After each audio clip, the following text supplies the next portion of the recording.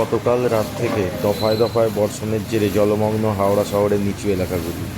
হাওড়া পুরসভা সূত্রে খবর, কমপক্ষে 20টি ওয়ার্ডে জল দাঁড়িয়ে গেছে। কোথাও গোড়ালি সমান, আবার কোথাও হাঁটু সমান জলে থই থই করছে। বেলগাছিয়া, রামরাজাতলা, সালকিয়া, টিকিয়াপাড়া, ঘুষুরি সহ বিভিন্ন এলাকায় রাস্তায় জল দাঁড়িয়ে যায়। এর ফলে নাকাল হন নিত্যযাত্রীরা, দুর্ভোগে পড়েন শহরবাসী। শহরের আকাশ কালো মেঘে ঢেকে আছে, মাঝে মাঝে বৃষ্টি হচ্ছে। হাওড়া পুরসভার পরিচালন কমিটির সদস্য এবং বালির বিধায়ক সঞ্জয় সিং জানিয়েছেন, এই মুহূর্তে 40টি পাম্প চালানো হচ্ছে যাতে জল দ্রুত নেমে যায়। একই সঙ্গে তিনি বলেন, হাওড়া পুরসভার পাশাপাশি কেএমডিএ এবং সেচ দপ্তরের ইঞ্জিনিয়াররা যৌথভাবে কাজ করছেন।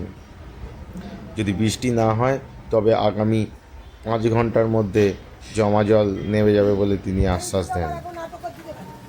কিন্তু 13 তারিখ পর্যন্ত বৃষ্টির পূর্বাভাস আছে, যা জানিয়েছে আবহাওয়া দপ্তর।